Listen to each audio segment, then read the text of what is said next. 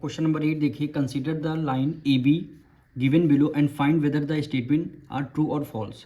Statement को 5 statement आपको given है, आपको ट्रू और फॉल्स बताना है और आपका इसका डायग्राम भी गिवन है। फर्स्ट पार्ट करते हैं। D is the point on the ray E B. E B आपकी ये देखिए ये रे है, ई बी रे पे कह रहा है कि आपका कोई डी पॉइंट है, तो डी ई बी रे पे तो कोई डी पॉइंट नहीं है, ई बी से पहले आपका डी पॉइंट है, तो ये कह रहा है ई बी पे डी पॉइंट है, तो ये स्टेटमेंट क्या हो जाएगी आपकी फॉल्स हो जाएगी। ठीक, अब सेकंड पार्ट देखिए, D is the point on ray D B. अब डी बी ये देखिए यहाँ से यहाँ तक ये डी बी है, अब डी बी रे पे कह रहा है सी पॉइंट है, तो कोई सी पॉइंट नहीं है, डी बी रे पे ई पॉइंट है, तो डी बी से पहले सी पॉइंट है, तो ये भी स्टेटमेंट क्या हो जाएगी आपकी फॉल्स हो जाएगी। अब इसका थर्ड पार्ट कर रहे हैं, कह रहे हैं रे डी बी आपका यहाँ से यहाँ तक आएगा, डज नॉट इक्वल है ई बी के, ई बी ये वाला रे है, मतलब ये वाली ई बी और ई बी डी बी और E B does not equal है, बिल्कुल डज नॉट इक्वल है, क्योंकि दोनों ई बी की डिस्टेंस कम है और डी बी की डिस्टेंस ज़्यादा है, तो ये क्या हो जाएगा डज नॉट इक्वल, ये स्टेटमेंट आपकी क्या हो जाएगी ट्रू हो जाएगी। अब इसका फोर्थ पार्ट करते हैं, कह रहा है C D E are point on the line segment C E. Line segment C E, line segment क्या है, यहाँ से सी ई है, ये आपका लाइन सेगमेंट है सी ई का। कह रहा है सी डी ई पॉइंट है इस पर, ये देखिए सी बी पॉइंट है, डी बी पॉइंट है और ई बी पॉइंट है, यानी सी ई लाइन सेगमेंट में तीनों पॉइंट आ रहे हैं, तो ये स्टेटमेंट आपकी क्या हो जाएगी ट्रू हो जाएगी। अब देखिए C A does not equal to C B, C A does not equal to C B. अब सी ए कहाँ है, ये देखिए सी ए है, ये वाली ये है, ठीक, और सी बी कहाँ है, सी बी आपका यहाँ से यहाँ तक है, तो ये क्या है डज नॉट है, क्योंकि सी ए की डिस्टेंस कम है, सी बी की डिस्टेंस ज़्यादा है, तो ये स्टेटमेंट भी क्या हो जाएगी आपकी फॉल्स हो जाएगी। अब क्वेश्चन नंबर 9 देखिए, fill in the blanks. First part क्या कर रहा है, a line segment has blank length. एक लाइन सेगमेंट की ब्लैंक लेंथ होती है, ब्लैंक आपको फिर करना है। तो सबसे पहले लाइन सेगमेंट हम लोग जानते हैं, लाइन सेगमेंट क्या होता है, जिसके दो एंड, एक लाइन जिसके दो एंड पॉइंट होते हैं, जो डॉट बने, ये क्या है लाइन एंड पॉइंट है, ये हमने लाइन खींच दिया, तो ये क्या हो जाएगी लाइन सेगमेंट। इसका नेमिंग कर लेते हैं ए बी, ये क्या हो जाएगी लाइन सेगमेंट। लाइन सेगमेंट में मतलब है दो एंड पॉइंट होते हैं, ठीक। कह रहा है a line segment has blank length. कितनी लेंथ होती है इनकी, अगर ये लाइन सेगमेंट है, ये क्या होती है डेफिनेट लेंथ, यानी एग्जैक्ट लेंथ। अगर ये 4 सेंटीमीटर है तो ये 4 सेंटीमीटर आगे भी रहेगी। ये भी क्या है 4 सेंटीमीटर, इसको क्या बोलते हैं डेफिनेट लेंथ। तो डेफिनेट यहाँ वर्ड फिल कर देंगे, डेफिनेट लेंथ, डेफिनेट लेंथ हो गया, ठीक। अब सेकंड पार्ट, अ रे हैज़ ब्लैंक एंड पॉइंट। रे के कितने एंड पॉइंट होते हैं, अब रे समझ लीजिए क्या होती है। रे आपका रे में ए 1 एंड पॉइंट होता है और एक एंड पॉइंट पे एक आपका एरो रहता है, यानी एरो मतलब आगे आप फॉरवर्ड कर सकते हैं, लेकिन इधर आपको इधर आप फॉरवर्ड नहीं कर सकते, आगे की तरफ ये फॉरवर्ड कर सकते हैं, तो इसको क्या बोलते हैं रे बोलते हैं। रे के कितने एंड पॉइंट हैं, तो एक ही तो आपका एंड पॉइंट है, तो यहाँ पे लिखेंगे 1 एंड पॉइंट हो जाएगा, ठीक। A line has blank and point. Line के कितने एंड पॉइंट होते हैं, लाइन के कितने एंड पॉइंट होते हैं, तो लाइन का मतलब ये देखिए लाइन में कोई एंड पॉइंट, एक एरो इस तरफ का और एक एरो इस तरफ, मतलब इसको आगे की फॉरवर्ड कर सकते हैं, इसको भी आगे फॉरवर्ड कर सकते हैं। लाइन में कोई वो एंड पॉइंट नहीं होते, इसमें लिखेंगे नो एंड पॉइंट। लाइन में कोई एंड पॉइंट नहीं होता, ठीक। अब रे की बात, अ रे हैज़ नो ब्लैंक लेंथ। क्या कह रहा है, अ रे हैज़ नो ब्लैंक लेंथ। रे कौन सा है इसमें, ये वाला रे है। कह रहा है रे has no definite length.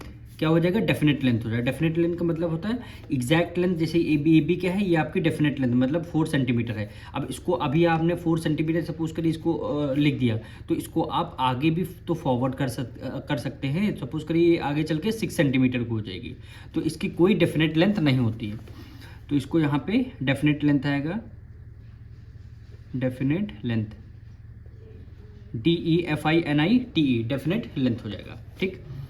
Fifth part क्या कर रहा है, a line blank be drawn on paper. A line be drawn on a paper. एक लाइन जो है आप पेपर पे ड्रॉ कर सकते हैं, तो नहीं ड्रॉ कर सकते, क्योंकि एक लाइन जो है ये आपकी लाइन है, ठीक। एक एंड पॉइंट आपका एरो इस तरीके से रहता है, एक इस तरह, क्योंकि ये आगे फॉरवर्ड इसको आप unlimited number of, infinite number of time तक फॉरवर्ड इसको कर सकते हैं। तो ये केवल ये पेपर तक सीमित नहीं है, इसको, इसका कोई कैन नॉट बी ड्रॉ, इसको आप पेपर पे ड्रॉ नहीं कर सकते हैं, लिखेंगे कैन नॉट, क्योंकि अगर आपने एक पेपर पे ड्रॉ किया फिर आपका 2 पेपर लाने पड़ेंगे, फिर 3, मतलब इसका कोई एंड पॉइंट नहीं है, तो इसलिए can not be draw on paper, इसको पेपर पे ड्रॉ करना पॉसिबल ही नहीं है। ठीक, अब 6 पार्ट देखे हैं। ए बी, ये क्या है, लाइन सेगमेंट है, ए बी का लाइन सेगमेंट है और बी ए का लाइन सेगमेंट है, तो क्या ये दोनों इक्वल हैं? तो आइए देखते हैं। जैसे ए बी का लाइन सेगमेंट है, तो ये देखिए ए बी क्या है, ए बी में 2 लाइन सेगमेंट 2 एंड पॉइंट होते हैं, तो ए बी हम लिखें और चाहे बी ए लिखें तो दोनों की लेंथ तो इक्वल होगी ना, इधर से चाहे ए बी लिखें और चाहे बी ए करें, दोनों की लेंथ क्या हो जाएगी, इक्वल हो जाएगी, इसलिए हमने इक्वल टू का यहाँ पे साइन लगा दिया। ठीक, अब ये क्या हो जाएगी, रे, ए बी रे इस तरीके से आ रही है और बी ए और आगे की तरफ जा रही है। जैसे रे को हम बताते हैं, एक रे है, ठीक, रे का क्या नाम है, ए बी रे है, एक रे है आपकी ए बी और दूसरी क्या है, बी ए रे है। इस तरीके से 2 रे गिवन है, एक तो आगे की तरफ जाएगी और एक क्या है, पीछे की तरफ जाएगी, तो दोनों लेंथ क्या है, सेम नहीं है, दोनों लेंथ क्या है, सेम नहीं है, तो यहाँ पे लिख देंगे डज नॉट इक्वल, दोनों लेंथ सेम नहीं है, इसमें क्या लिख देंगे, डज नॉट इक्वल। ठीक, ए बी और बी ए, ये क्या है आपकी लाइन है, तो लाइन आगे भी फॉरवर्ड कर सकते हैं, पीछे भी ए बी करिए चाहे बी ए करिए, दोनों को क्या रहेगी, इक्वल रहेगी, तो यहाँ पे केवल इक्वल टू का साइन आ जाएगा। क्वेश्चन नंबर 10 देखिए, ट्रू फॉल्स आपको बताना है। फर्स्ट पार्ट क्या करें, every point has a size, क्या एवरी पॉइंट का साइज होता है? साइज में पॉइंट में ना ही लेंथ होती है ना ही ब्रेथ होती है, वो इसमें केवल एक डॉट लगाते हैं हम लोग, केवल जैसे ये लाइन है, ठीक, यहाँ पे डॉट लगा है, यहाँ पे डॉट लगा, क्या डॉट का ये जो डॉट पॉइंट लगा हुआ है इसकी क्या कोई साइज होती, नहीं होती, तो ये स्टेटमेंट क्या हो जाएगी आपकी, फॉल्स हो जाएगी। A line segment has no length, एक लाइन सेगमेंट की लेंथ नहीं होती, एक लाइन सेगमेंट मतलब है लाइन सेगमेंट के दोनों एंड पॉइंट होते हैं, लाइन सेगमेंट पे 2 एंड पॉइंट होते हैं, क्या इसकी लेंथ नहीं है, बिल्कुल लेंथ हो सकती है, आप इसको मेजर कर सकते हैं, कह रहे हैं नो लेंथ, तो ये स्टेटमेंट आपकी फॉल्स हो जाएगी।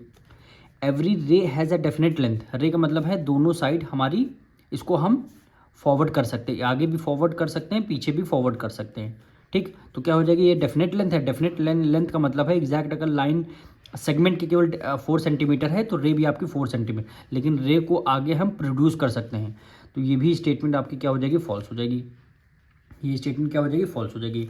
अब कह रहे हैं रे ए बी हम रे बना लेते हैं एक इस तरफ, ठीक, ये ए हो गया और ये बी हो गया, इस सेम होगी बी ए के, बी ए बोल रहा है, तो यानी इसको कैसे बनाएंगे, बी ए की तरफ लेंथ है तो उसको हमने बी ए कर दिया इस तरीके से, ठीक, तो क्या दोनों लेंथ एक आगे की तरफ जाएगी और एक जाएगी पीछे की तरफ, तो ये स्टेटमेंट भी आपकी क्या हो जाएगी, फॉल्स हो जाएगी। ठीक, ए बी लाइन सेगमेंट और बी ए लाइन सेगमेंट दोनों इक्वल होंगे, बिल्कुल, चाहे ए बी इसको नेम कर लीजिए, ए बी रख लीजिए और दूसरी लाइन सेगमेंट इसको चाहे ए बी पढ़िए और चाहे बी ए पढ़िए, दोनों की लाइन सेगमेंट क्या हो जाएगी, इक्वल हो जाएगी, ये स्टेटमेंट आपकी ट्रू हो जाएगी। अब ए बी रे, ऊपर रे का साइन बना है, ए बी रे और बी ए रे दोनों क्या हो जाएंगी, इक्वल हो जाएंगी, तो एक रे है आपकी ए बी, ठीक, ये रे है आपकी, तो इसको आगे आप फॉरवर्ड कर सकते हैं, इसको पीछे भी फॉरवर्ड करते हैं, चाहे ए बी पढ़िए चाहे बी ए पढ़िए, तो रे तो लेंथ तो सेम ही आएगी ना, तो ये स्टेटमेंट आपकी क्या हो जाएगी, ट्रू हो जाएगी।